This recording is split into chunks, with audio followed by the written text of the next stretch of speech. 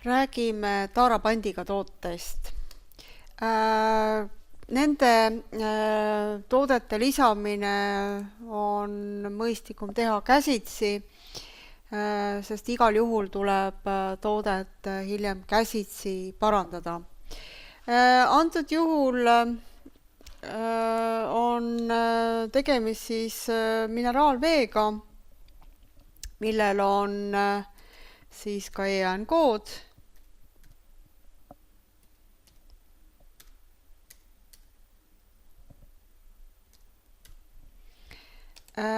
Tal on nimetus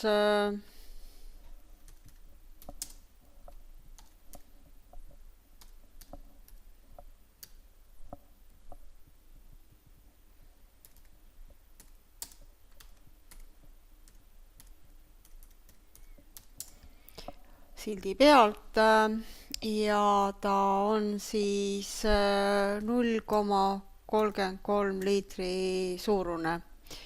Võib muidugi ka veel mineraalvesi ära mainida, aga las ta siis olla.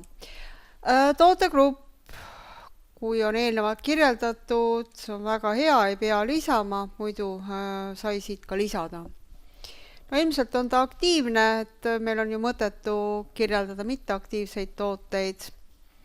Kood 3 ehk intrastati kood, tootjakood jääb praegu tühjaks ja tooteliigiks on ikkagi toode. Tal võib siis hankija olla, et eelistatult me tellime sealt. Võimalik, et me oskame ka tootjat või kaubamärki panna. Päritolumaaks on siis Itaalia, I-täht ja Itaalia.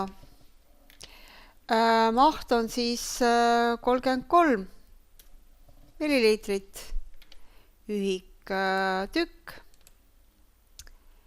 Ja praegu selle tootele paneme hinna ja hinna arvestame siis ilma lisanduva taarata ehk näiteks 0,7.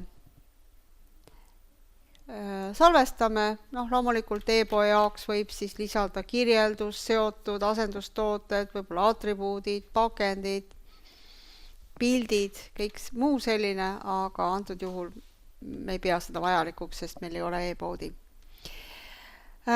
Kindlasti on nüüd lisaks vaja veel ka lisada selline toode nagu taarapant,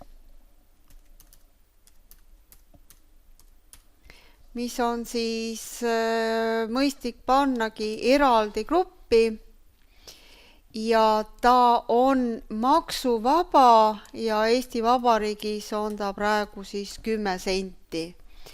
Ühikuks ikkagi tükk ja ega siia midagi muud väga panna ei olegi vaja, et salvestame. Nüüd otsime üles selle esialgse toote ja pandipakendi lahtrist valime selle taarapandi ja ütleme, kas selle koguse, mis siis lisandub. Antud juhul 1 tükk, six-packi puhul näiteks hoopis tükis 6 tükki ja salvestame.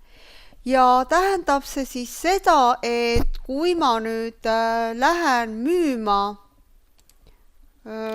kas kassast või arvete kaudu, täites muidugi kogu müügi ära ilusti, ja valin selle sama toote, siis taarapant lisatakse automaatselt juurde ja suurendab selle võrra siis seda summat.